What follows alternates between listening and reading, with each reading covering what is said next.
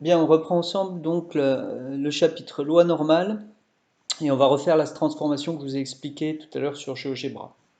Alors j'ai pris deux exemples, effet du centrage et de la réduction sur deux variables aléatoires.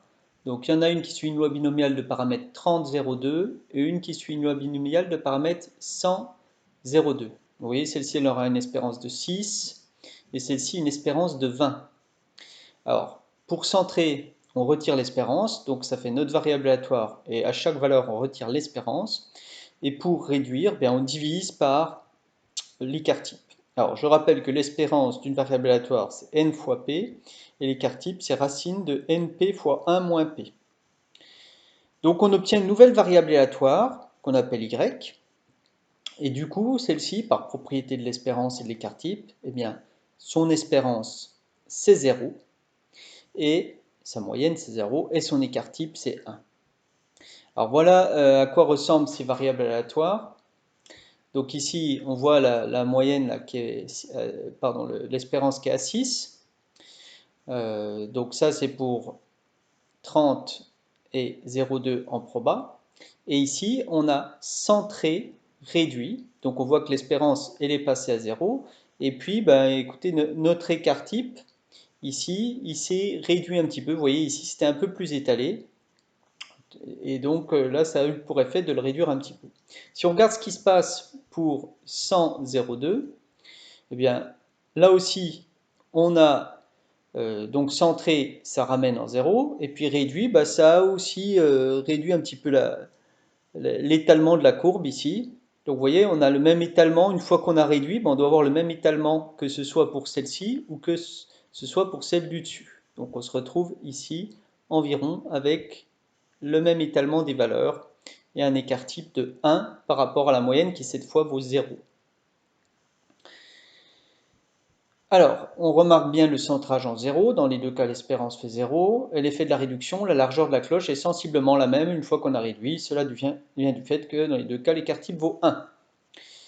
On remarque cependant que les hauteurs des deux cloches centrées réduites restent différentes. Effectivement, il n'y a pas de raison que la probabilité ici qu'on avait d'avoir 20 qui est ici le milieu, c'est pas la même que la probabilité qu'on avait d'avoir 6 ici. Vous voyez là, c'était à peu près, on va dire 18%, c'était à peu près 10%.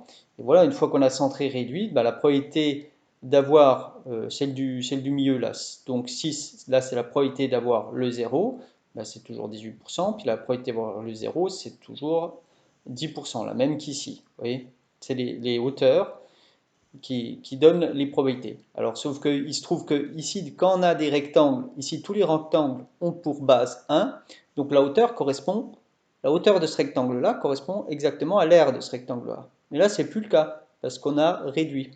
Donc, on a toujours la hauteur qui donne la probabilité, mais du coup, comme la largeur a diminué, ben, l'aire, c'est plus l'aire qui donne la hauteur. Donc, il faudra compenser ça, si on veut réfléchir en termes d'air.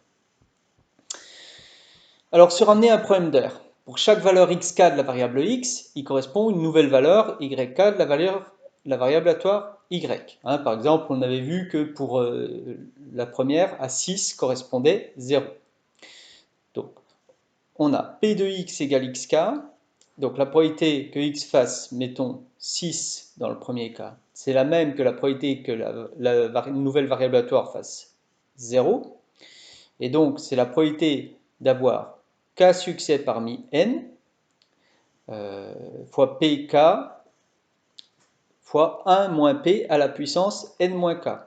Alors ici, j'aurais dû mettre p de x égale k en fait. Je corrigerai dans le fichier. C'est la probabilité d'avoir k succès. Et c'est là qu'on va obtenir une nouvelle valeur. Alors on va le faire tout à l'heure.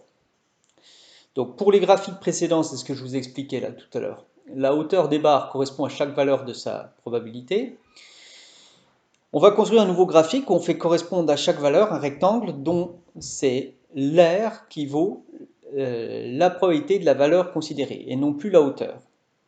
Alors, dans le cas n égale 30, donc j'avais des rectangles, je crois qu'ils montaient jusqu'à à peu près 18 ici, mais c'était la hauteur qui donnait la probabilité.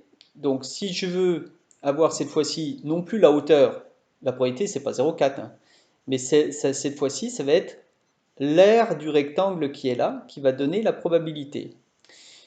C'est-à-dire que comme j'avais divisé par sigma pour réduire, j'avais une largeur, à la place de faire 1, elle faisait sigma, et donc ma hauteur faisait toujours 18, eh bien, je vais multiplier par l'écart type, la hauteur du rectangle, pour compenser le fait que la base a été divisée par sigma. Et du coup, je me retrouve avec une aire de rectangle qui vaut exactement la probabilité. Pareil, pour 100, 0,2, ben là, vous vous retrouvez aussi avec des aires de rectangle qui donnent la probabilité. Et alors, la probabilité n'est plus donnée par la hauteur, mais par contre, ce qui est intéressant, eh bien, c'est qu'on a exactement le même type ici de diagramme en bâton. Vous voyez, c'est quasiment pareil. Et du coup, eh bien, j'ai pu plaquer une fonction qui, à chaque fois, semble bien correspondre à l'allure de mes barres ici que j'ai. Alors, j'ai résumé ça ici. On observe alors que dans les deux cas, que ce soit pour la loi binomiale 30,02 ou 100,02,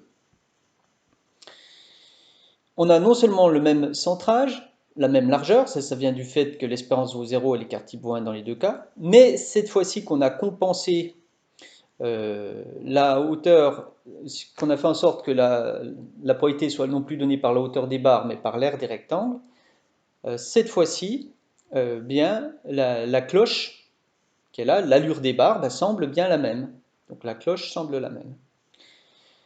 On a tracé une courbe qui semble coller à la cloche, et cette courbe, eh bien, c'est la fameuse courbe de Gauss. Elle ne dépend ni de P ni de N, c'est-à-dire vous aurez beau prendre n'importe quel N, n'importe quel P, si vous centrez, réduisez, que vous faites apparaître les rectangles de telle façon que ce soit l'aire des rectangles qui donne la probabilité de la valeur,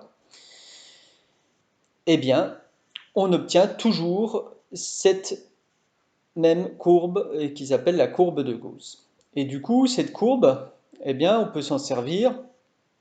On peut se servir de l'aire qui est sous cette courbe pour calculer différentes probabilités. Alors, vous allez comprendre sur un exemple. Moi, dans le cas, si on prend le cas 100,02, c'est la deuxième ici, et qu'on cherche donc à calculer la probabilité que x soit compris entre 20 et 25. Alors, tout de suite, je vous dis, si vous cherchez que la probabilité que x soit égal à 20, elle existe. Il suffit d'appliquer la loi binomiale, qui est la probabilité d'avoir 20 succès.